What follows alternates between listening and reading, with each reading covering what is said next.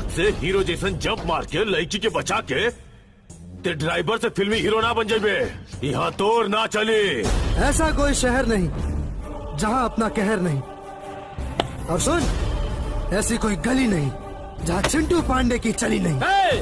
इलाका हमारा हमार इलाका केकरो होके धमाका था सिर्फ हमार होना। तेवर कम कर, ना तो तोर भौजी भी कंफ्यूज हो जाइहन कि हमार देवर बा कि कौन भिखारी।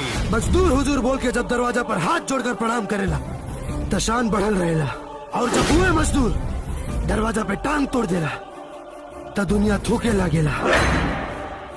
अभियो वक्त बा, सोच ले कि शान प्यारा बा कि थूक।